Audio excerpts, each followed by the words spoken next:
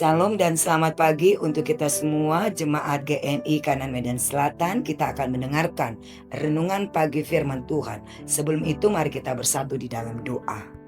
Terima kasih Tuhan untuk kasih setiamu bagi kami. Kami bersyukur mempunyai Allah yang hidup, Allah yang selalu hadir dan ada dan selalu memberikan kami yang terbaik. Terima kasih untuk semua yang sudah Engkau berikan dan izinkan kami alami dalam hidup kami. Dan pada hari ini kami akan mendengarkan renungan pagi. Firman-Mu berkati kami, ajarkan kami untuk mengerti dan ajarkan kami untuk mempraktikkan firman-Mu itu dalam kehidupan kami. Di dalam nama Yesus kami berdoa. Amin. Pada hari ini Sabtu 31 Januari 2026 kita mendengarkan renungan pagi dari bahan firman Tuhan, yaitu Yohanes 13 ayat 31 sampai 35. Saya akan membaca ayat yang ke-35. Dengan demikian semua orang akan tahu bahwa kamu adalah murid-muridku jikalau kamu saling mengasihi. Amin. Tema kita untuk renungan firman Tuhan yaitu gaya hidup orang Kristen. Jemaat Tuhan yang saya kasihi, kita sebagai warga negara Indonesia atau WNI yang di atas 17 tahun, kita pasti mempunyai kartu tanda penduduk atau KTP. Atau kita yang mahasiswa, kita pasti mempunyai kartu mahasiswa dari Universitas A atau B dan sebagainya. Semua itu adalah atribut lahiriah agar orang dapat mengenal identitas kita. Begitu juga kita sebagai orang percaya bukan hanya menjadi pengikut Tuhan Yesus saja, melainkan harus memberikan tanda pengenal utama, yaitu sebagai murid Yesus. Bukanlah atribut lahiriah, melainkan kasih yang nyata di antara sesama orang percaya, meniru kasih Kristus atau kasih agape. Kasih ini menjadi kesaksian yang kuat bagi dunia bahwa seseorang adalah pengikut atau murid Yesus Kristus yang sejati. Adapun poin-poin penting dalam ayat firman Tuhan ini yaitu 1. Kasih sebagai identitas. Yesus menegaskan bahwa dunia akan mengetahui siapa muridnya melalui kasih yang dipraktikkan, bukan sekadar teori atau perkataan.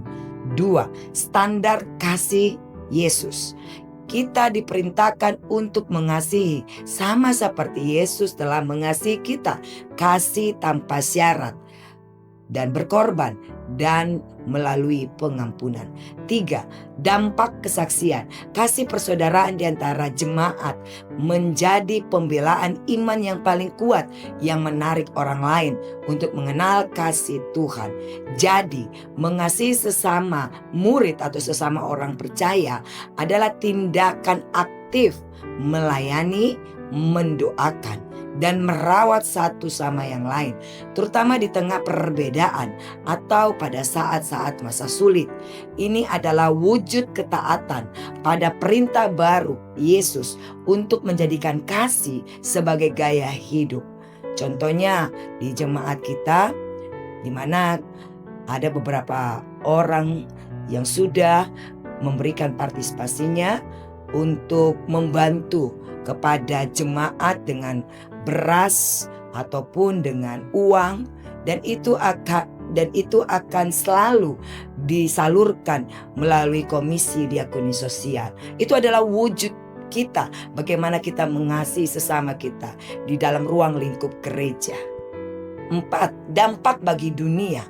Kasih yang sejati di antara orang percaya dapat memuliakan Tuhan dan menarik orang lain yang belum percaya agar datang kepadanya.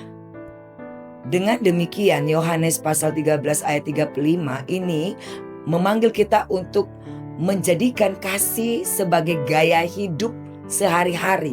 Bukan sekadar ucapan, melainkan bukti nyata pengorbanan dan pelayanan kepada sesama, secara khusus di tengah-tengah keluarga. Bagaimana hubungan kita antara suami istri, atau anak dengan orang tua, opung dengan pahopu, atau di tengah-tengah STM, antara sesama orang-orang percaya dalam satu wilayah yang saling tolong menolong jika ada yang sakit, dikunjungi, atau ada yang meninggal kita kunjungi dan juga memberikan penguatan, kekuatan, dan juga mungkin kita bisa berbagi. Bahkan di tengah-tengah kelahiran anak dari anggota STM bisa kita menjenguk dan sebagainya.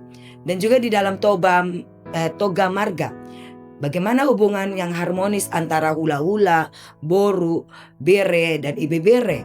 Ini dirangkum di dalam satu paket. Bagaimana mereka bergerak untuk saling mengasihi dan peduli satu dengan yang lain. Dan juga mungkin di tengah-tengah bertetangga. Contohnya kita saling menyapa.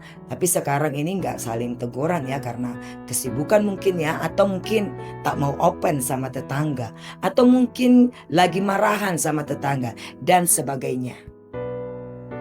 Marilah kita mempraktikkan kasih agape itu dalam hidup kita. Dari hal-hal yang paling kecil. Contoh dengan senyuman.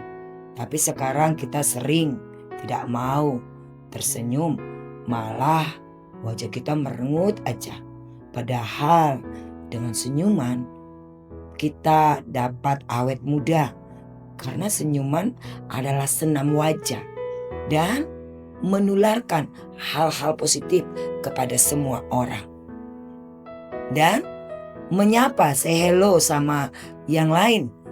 Baik itu sebelum atau sesudah gereja. Dan masih banyak lagi.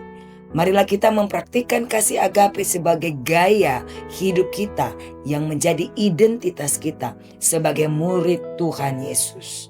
Tuhan Yesus memberkati kita semua. Amin. Mari kita bersatu dalam doa.